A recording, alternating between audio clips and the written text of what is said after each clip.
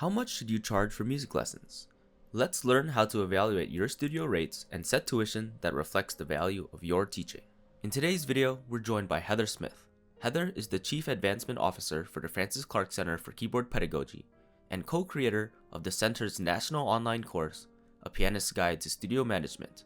She holds several advanced degrees in piano performance and business, who previously worked as a tax manager before returning to a career in music and arts leadership.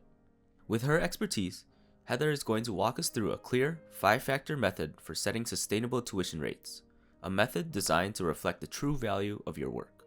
We'll move through each factor step by step using Heather's own explanations from the course.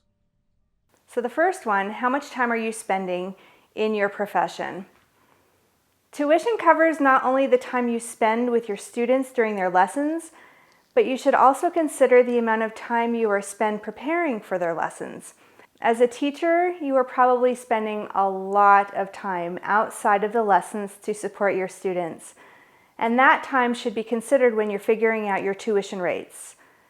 How much time on average do you spend a week in your profession outside of teaching? For me, I spend approximately 10 hours a week outside of teaching doing the activities that I just listed. Number 2, what is included in your tuition? Does their tuition include books? How about recitals? Does your tuition include monthly performance classes or other activities outside of regular one-on-one lessons?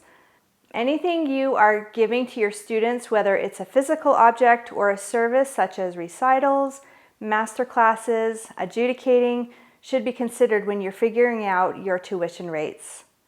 Number 3, what is your overhead? What are your expenses? In the record-keeping module included in this course, I included a PDF with the expenses that I have in my own studio. You'll want to make a list of your own expenses in your studio and make sure that the tuition you are charging is covering those expenses. Also, if you are a teacher that travels to a student's home to teach, include the amount of time you are spending commuting to their homes. Think about the wear and tear on your vehicle, the money you spent on gas, and any other expenses such as tolls or parking. I just wanted to take a quick pause in this video to say if you found this video helpful so far, we encourage you to continue exploring the studio management course for more tools to help your studio thrive. The full 10-hour course, led by Heather Smith and Deborah Howe, both independent music teachers with extensive business backgrounds, helps teachers professionalize their studios and navigate important business topics.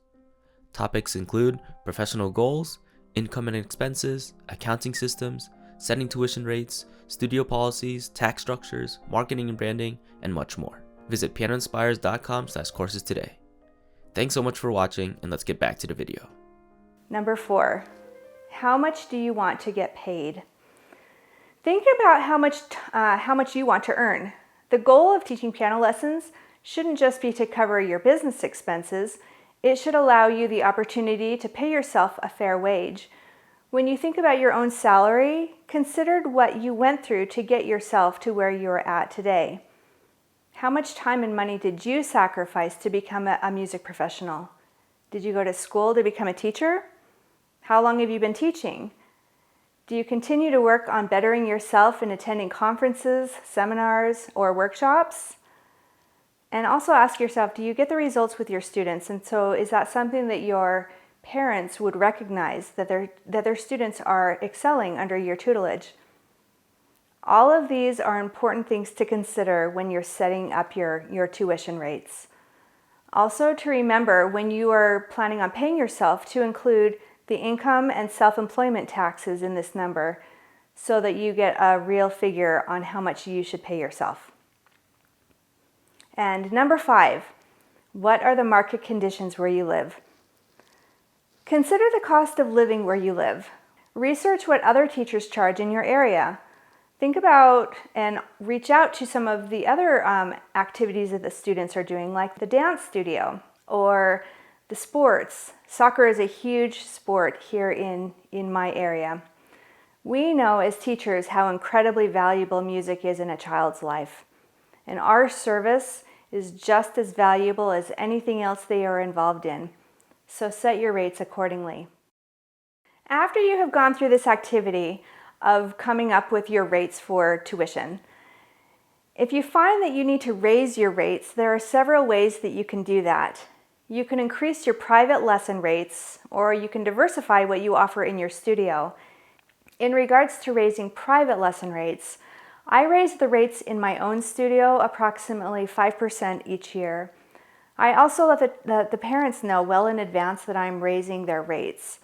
As a parent, I appreciate knowing if the rates are going to raise in my own students' activities, like in swimming.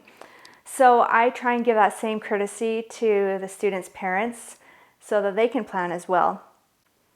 Before I raise my rates, I list the new prices on my website. I also send out an email to the parents letting them know that effective September 1st, that's when I raise the rates every year, is in September. The rates are changing. This is a sample budget for my studio. What this spreadsheet shows is the income and expenses for 2020 in the first column and the amount budgeted for 2021. While the numbers that I've included in this spreadsheet are fictitious, the categories that I've shown in this sample spreadsheet are the actual categories that I use in my own studio. In this spreadsheet, I have included payroll for myself. This is an important category as the goal isn't just to support your business, but to support yourself as well. You can include in your budget the percentage of the home space used exclusively for your business. Deductions can also be made for expenses such as utilities, home mortgage, interest, home repairs, some of your maintenance fees, rent, and real estate taxes. Creating a budget will give you clarity on knowing what you brought in and what you spent in the past. I suggest that you take some time to create a budget for your studio. And just know that we don't need this just for your tax purposes. It's really important also to have this information so that you know if your business is running successfully or not. You might also consider breaking it out month by month to make sure that you have enough income on hand to cover your monthly expenses.